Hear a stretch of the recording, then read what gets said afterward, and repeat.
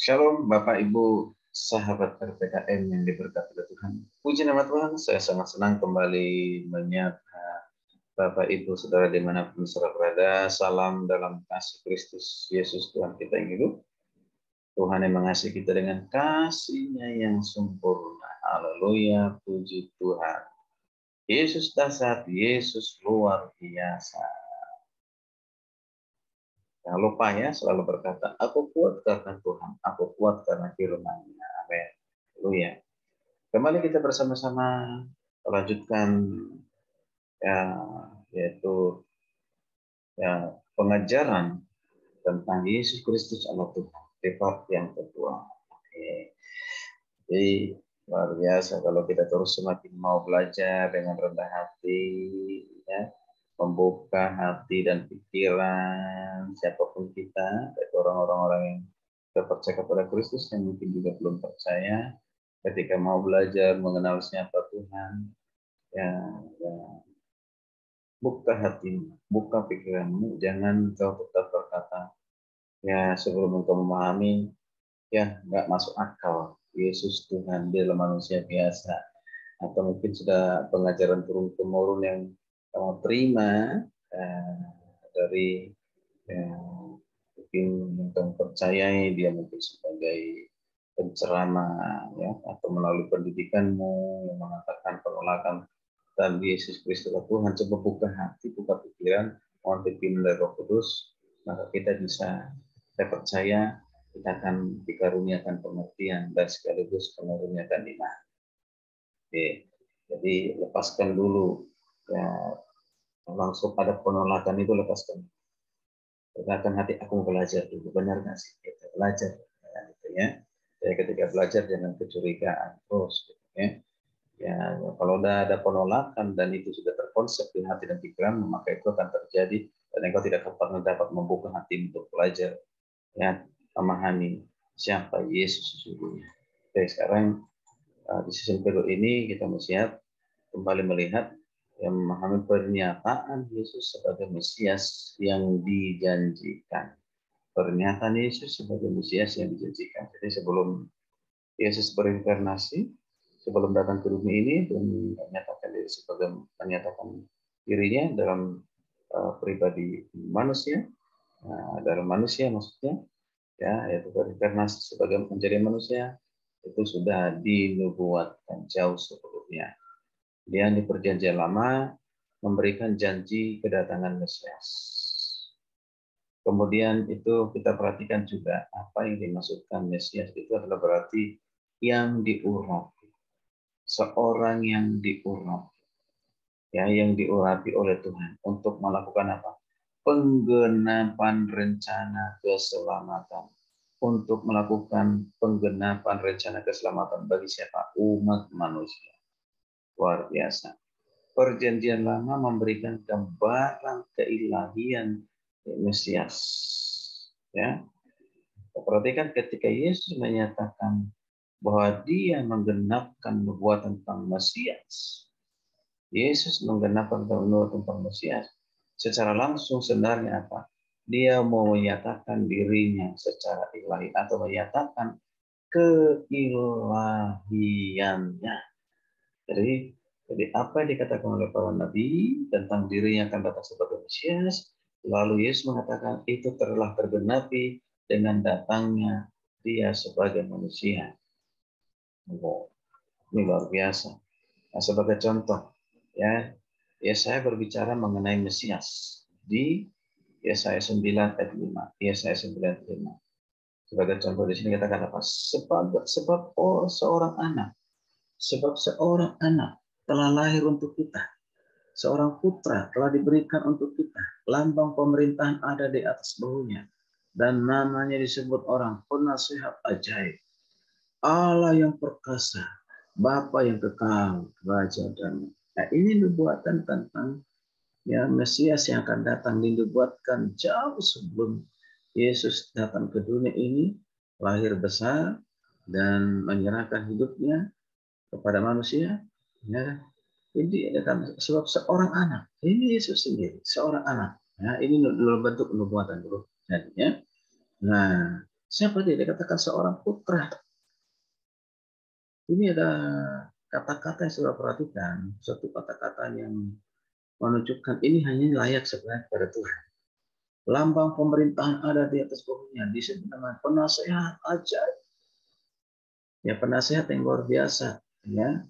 Ya, yang tidak ada seperti dia ini menjadi penasehat. Lalu dikatakan hal yang luar biasa, Allah yang perkasa. Jadi seorang anak yang akan lahir itu dikatakan Allah yang perkasa. Wow, luar biasa. Dia Allah yang perkasa. Kemudian siapa lagi dikatakan dia itu Bapa yang kekal. Bapa yang kekal di sini menunjukkan keberadaannya yang sudah ada di dalam kekekalan. Raja damai, dia akan memberikan kedamaian. Dialah Tuhan yang mendamaikan manusia dengan diri sendiri, mendamaikan Tuhan dengan mendamaikan manusia dengan Tuhan. Nah, mendamaikan manusia dengan manusia bersama manusia. Dialah Raja damai. Raja damai itu hanya Yesus Kristus. Ya, ya, oke. Jadi luar biasa. Tidak ada raja damai di dunia ini. Nama damai banyak, tapi belum tentu juga hatinya suka damai kan gitu ya. Oke, baik. Ini saya sudah terima ya. Contoh. Kemudian di Yesaya 40 ayat 9. Ini luar biasa ini. Hai Sion, pembawa kabar baik. Naiklah ke atas gunung yang tinggi. Hai Yerusalem, pembawa kabar baik. Ya. Nyaringkanlah suaramu kuat-kuat. Nyaringkanlah suaramu, jangan takut. Jangan takut. Katakanlah kepada kota-kota Yehuda, lihat, itu Allahmu. Lihat, itu Allahmu. Wah. Ini lagi-lagi adalah nubuatan tentang Mesias yang dinyatakan di tengah-tengah bangsa Israel melalui ya Yesaya. Luar biasa. Nah, kita perhatikan lagi melalui Nabi Daniel. Di dalam Daniel 7:13-14 dikatakan apa? Ini luar biasa ini. Dalam penglihatanku pada malam itu, kulihat sesuatu yang seperti manusia. Kulihat seperti manusia yang datang dengan kelilingi awan lalu pergi kepada dia yang hidup kekal dan diperkenalkan kepadanya ia diberi kehormatan dan kekuasaan sebagai raja sehingga orang dari segala bangsa, suku bangsa dan bahasa mengabdi kepadanya. Kekuasaannya akan bertahan selama-lamanya.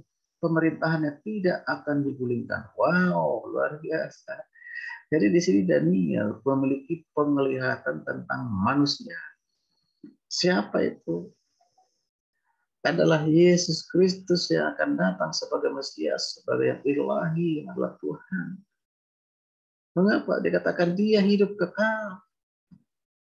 Artinya dia sudah ada di dalam kekekalan. Dia yang sudah ada dalam kekal diperkenalkan. Dikatakan diberikan kehormatan. Tadi seperti tadi yang dapat layak hormati tertinggi tidak ada yang lain daripada Tuhan dan ini diterima oleh Tuhan Yesus. Maka dialah Tuhan. Kekuasaan sebagai raja, bahkan raja di atas segala raja di dunia ini. Luar biasa. Yang akan memerintah, katakan. Yang memerintah sehingga orang-orang dari segala bangsa, suku bangsa, bahasa mengabdi kepadanya, percaya kepadanya, mengabdi kepadanya. Kalimat yang terakhir ini yang lebih luar biasa lagi. Kekuasaannya siapa? Kekuasaannya anak manusia atau manusia yang dilihat yang dalam penglihatan itu dia punya kuasa. Kuasanya itu bukan hanya seperti presiden yang terbatas 4 tahun, 5 tahun, 10 tahun. Ya, tidak. Kekuasaan itu dikatakan apa? Bertahan selama-lamanya. Selama-lamanya. Siapa yang bisa kekuasaan bisa bertahan selama-lamanya? Tidak ada yang lain selain pada Tuhan. Yesus itu punya berkuasa selama-lamanya, maka dia Tuhan.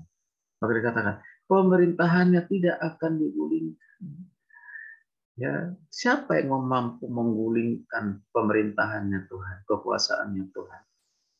Tidak ada satu oknum pribadi dari segala ciptaan apapun, tidak ada. Ya, jangan dipikir ketika Yesus sudah mati berarti berhasil digulingkan. Tidak, ya, Tuhan tidak pernah mati. Saudara, ingat ya, yang mati itu adalah pribadi dari sebagai manusia, insan. itu mati. Dan yang hebat, ya, itu kembali bangkit. Kalau orang mengatakan bukan Yesus yang disalib, itu rekayasa penyesatan.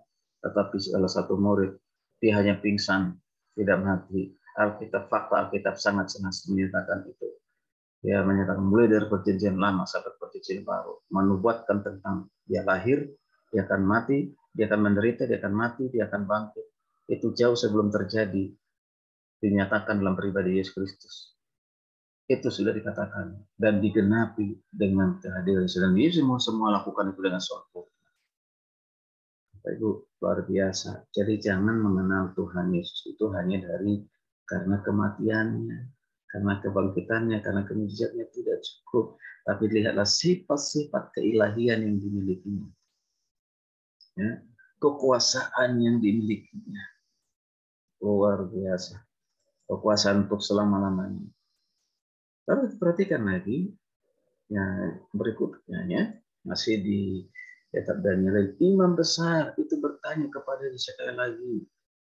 Katanya, apakah engkau Mesias, anak dari yang terpuji? Nah, ini ada di ya, Markus 14:61-62, ya, Markus 14:61-62 berkata demikian. Imam besar itu bertanya kepadanya sekali lagi, katanya, apakah engkau Mesias, anak dari yang terpuji? Yesus apa jawabannya? Nah, Yesus menjawab, akulah dia. Dan kamu akan melihat anak manusia duduk di sebelah kanan yang maha kuasa dan datang di tengah-tengah awan-awan di langit. Akulah dia. Jadi ketika ditanya, dia apakah dia imam besar, apakah dia anak Mesias, atau apakah dia Mesias, apakah engkau Mesias?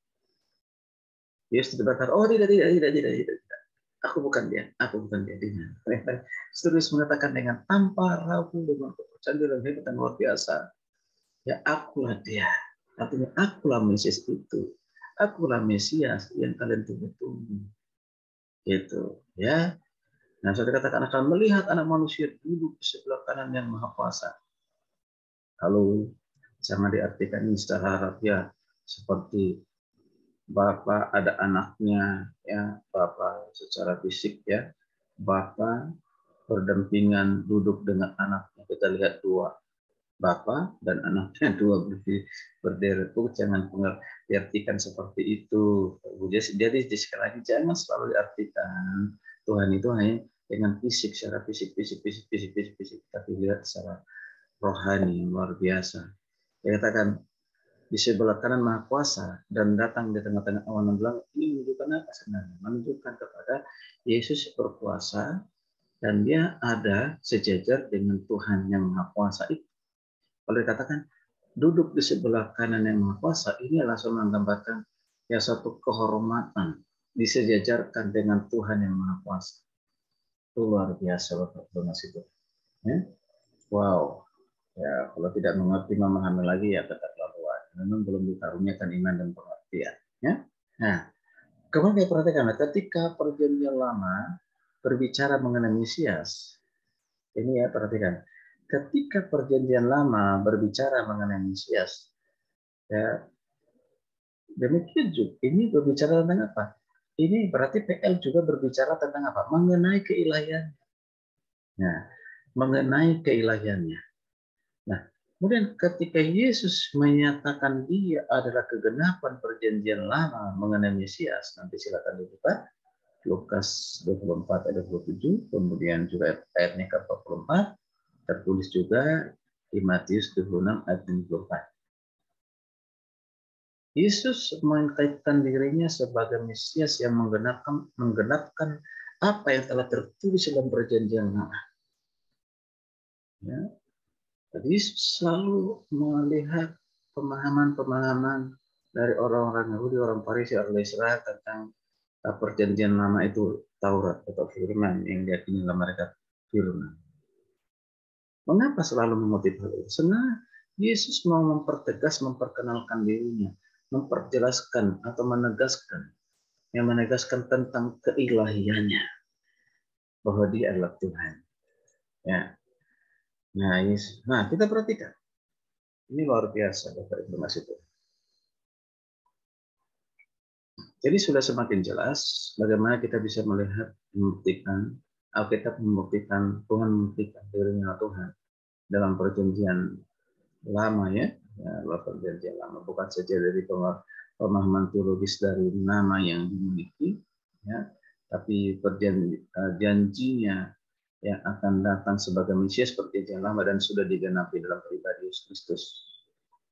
Ya, itu luar biasa. Puji nama Tuhan. Kita akan lanjutkan di season berikutnya, yaitu Yesus menerima penyembahan. Yesus menerima penyembahan. Ikuti terus supaya kita lebih banyak lagi memahami ya tentang pribadi Yesus Kristus. Kita semakin mencintainya, mengasihinya, dan mengobarkannya, memberitakannya kapanpun, dimanapun dalam situasi apapun. Sehingga lebih banyak orang lagi akan mendengarkan Yesus Kristus adalah Tuhan. Haleluya, puji Tuhan.